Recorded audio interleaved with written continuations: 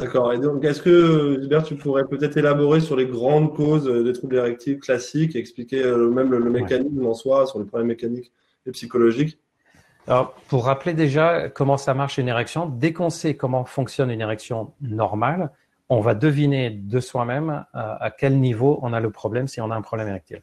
Une érection normale, c'est les centres d'excitation qu'on a dans le cerveau qui s'allument et ça envoie comme un courant électrique qui descend du cerveau jusqu'au pénis. Il faut imaginer comme un bouton on-off dans la tête.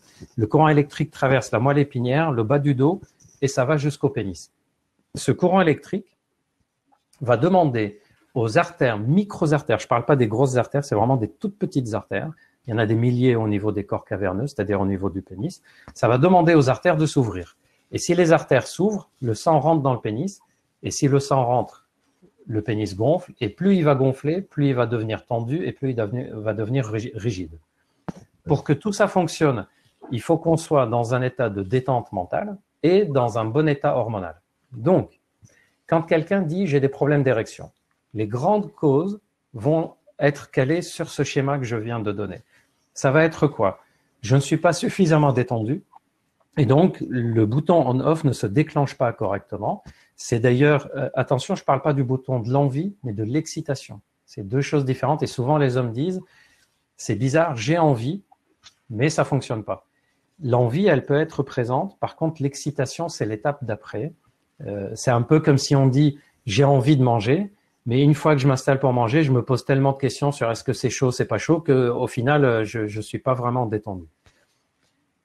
Deuxième cause, c'est les maladies neurologiques. Est-ce qu'on a une maladie qui a touché les centres cérébraux? C'est rare, c'est un AVC, c'est une tumeur, etc.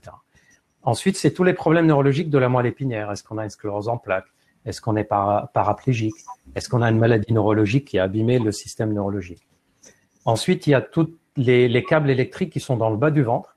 Et là, la cause la plus fréquente, c'est le diabète qui abîme les petits câblages électriques. C'est ce qu'on appelle la neuropathie diabétique. Il faut savoir que l'alcool consommé sur de longues années donne le même effet que le diabète. C'est-à-dire, il abîme les petits nerfs et ça donne une neuropathie. Et donc, le courant électrique n'arrive plus au niveau du pénis.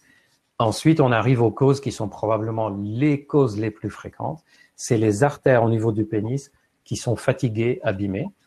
Attention, au niveau du pénis, les artères ne se bougent pas. C'est-à-dire, c'est pas comme au niveau du cœur ou du cou, il y a comme un caillot qui se fait dedans et il faut aller gratter. Non, c'est des artères qui fatiguent et qui ne s'ouvrent plus correctement, ou alors elles s'ouvrent mais elles se referment un peu brutalement, et donc on a une érection qui se fait de façon incomplète. Et qu'est-ce qui abîme les artères? C'est surtout le tabac et le mode de vie qu'on a.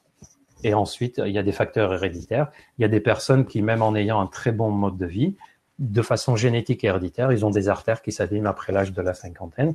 Pour le moment, on ne sait pas pourquoi, mais surtout, ne pas rajouter les autres facteurs. Le tabac, c'est probablement, avec le diabète, l'une des principales causes de problèmes érectiles dans les pays occidentaux, avec le stress et le diabète.